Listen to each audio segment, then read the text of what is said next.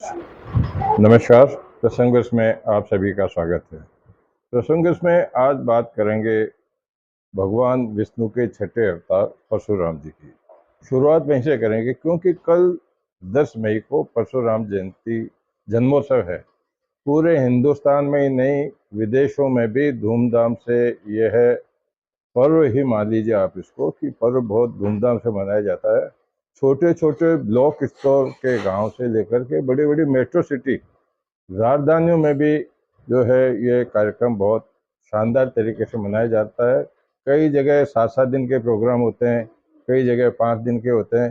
विशेष रूप से जो मुख्य दिन होता है, अक्षय तृतीया को ही यह पर्व आता है और इस पर्व पर शोभा यात्राओं का भी आयोजन होता है, जहाँ 15 दिन पहले 20 दिन पहले से तैयारियां शुरू हो जाती है। तो भगवान परशुराम के जन्मोत्सव की पूर्व संध्या पर आप सभी को मेरी तरफ से बहुत बहुत शुभकामनाएं, बधाइयाँ।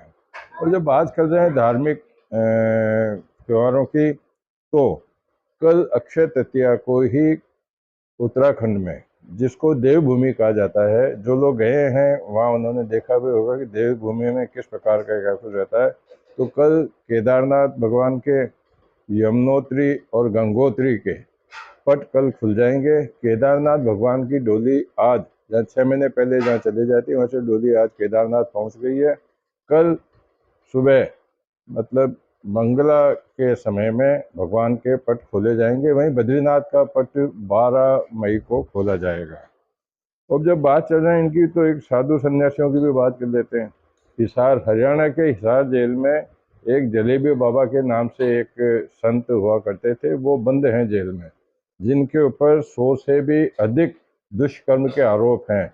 अब उन्होंने जेल में आज अपनी आत्महत्या कर ली। कोई नशीली वस्तु से किया, क्या किया, ये भी जांच के दौरान बात आएगी। जब बात कर रहे हैं उत्तराखंड की देवभूमि की, तो राजस्थान की अरावली की भी बात करते हैं। तो राजस्थान की अरावली में खनन के मामले को लेकर के काफ़ी कुछ चर्चाएं रहती है, लेकिन सुप्रीम कोर्ट ने आज एक नया आदेश जारी किया है, जिसके तहत अरावली क्षेत्र में खनन आवंटन अब और नवीनीकरण, रिन्यूअल, उनका जो है वन पर्यावरण मंत्रालय के सचिव की अध्यक्षता में एक समिति का गठन किया जा करके और उससे ही खनन का आवंटन किया जाएगा। यानी कि राज्य सरकार जो पहले अपने हिसाब से करती थी, वो अब नहीं हो पाएगा। और जब बात ही चल रही है, तो उपराष्ट्रपति की भी बात कर लेते हैं। उपराष्ट्रपति जगदीप धनखड़ कल अक्षय तृतीया पर अयोध्या जाएंगे, जहां वे रामलला के दर्शन करेंगे और धार्मिक कार्यक्रमों में भी वहाँ शामिल होंगे। राष्ट्रपति के साथ में बात कर लेते हैं प्रधानमंत्री नरेंद्र मोदी की भी। प्रधानमंत्री नरेंद्र मोदी 12 मई को पटना जाएंगे, बिहार की राजधानी में जाएंगे, जहां वे एक रोड शो भी करेंगे। और जब राजनीति की बात चलते हैं, तो रॉबर्ट वाड्रा की भी बात कर लेते हैं।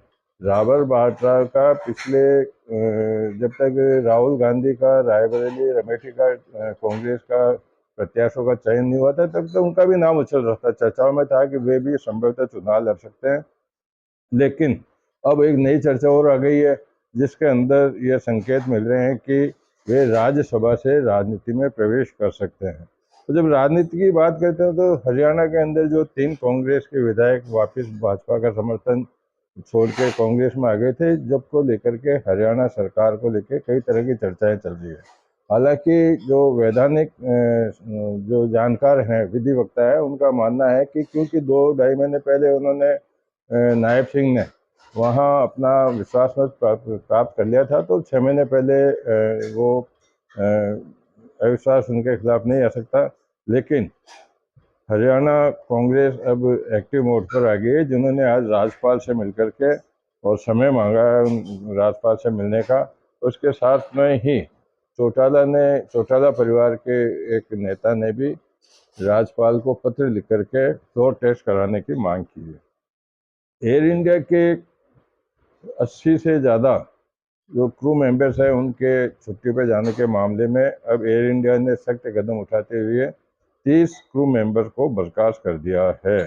और बात करते हैं अरविंद केजरीवाल की। अरविंद केजरीवाल के अंतरिम जमानत को लेकर सुप्रीम कोर्ट में 2 दिन पहले बहस हुई थी। 7 दिन पहले सुप्रीम कोर्ट ने ईडी को कहा था कि आपने तैयारी करके आए बहस करने के लिए, आप जो कुछ भी तथ्य लेकर के आए, लेकिन सुनवाई हो गई थी और फैसले की तिथि 10 तारीख को कल होने वाली मुकर्रर की थी। कल फैसला आने वाला उनकी जमानत पर, लेकिन इसके बीच में ईडी ने आज एक हलफनामा कोर्ट में पेश किया है जिन्होंने केजरीवाल को जमानत देने का पुरजोर विरोध किया है। उन्होंने कहा कि केजरीवाल को चुनाव प्रचार के लिए जमानत दिया जाना उचित नहीं है, यह कोई मौलिक या संवैधानिक कानून का अधिकार नहीं है। सबसे बड़ी बात करते हैं, राजस्थान में जो ऑर्गन ट्रांसप्लांट का मामला था काफ़ी लंबे समय से पेंडिंग चल रहा था, जांचें चल रही है कई स्तर पर, और मुख्यमंत्री और चिकित्सा मंत्री में भी थोड़ा थोड़ा विरोधाभास भी था। तो अब आज जो सुधीर भंडारी हैं, बहुत बड़े चिकित्सक माने जाते हैं, वो वसुंधरा के भी निजी चिकित्सक रहे, अशोक गहलोत के भी रहे, राजपाल के भी रहे, लेकिन आज जब चिकित्सा मंत्री गजेंद्र सिंह राज्यपाल से मिलने गए, वो उनको बर्खास्त करने की निवेदन करने राज्यपाल के पास जाने वाले थे। इससे पहले ही सुधीर भंडारी को भी जब पता चल गया तो वो भी राज्यपाल के पास में पहुंच गए। उन्होंने अपना पक्ष वहाँ रखा, लेकिन उसके बावजूद भी जिस प्रकार की स्थितियाँ बनी, उसके बाद में भंडारी ने राज्यपाल को RUHS के वाइस चांसलर के पद से त्यागपत्र सौंप दिया है। अब त्यागपत्र फिर आगे क्या होगा वो देखने वाली बात होगी। बात करते हैं चिराग पासवान की। चिराग पासवान लगातार बिहार में अपने चुनावी प्रचार के अंदर जुटे हुए हैं, और वे आज जब बिहार में हेलीकॉप्टर से एक उजियापुर ब्लॉक है, वहाँ प्रचार के लिए जा रहे थे, तो उनका जो हेलीकॉप्टर था, हेलीकॉप्टर जब उड़ने लगा तो उड़ते समय मिट्टी में उसका टायर फंस गया, लेकिन गनीमत रही कि वो सुरक्षित रहे। तो उनकी बात हो गई।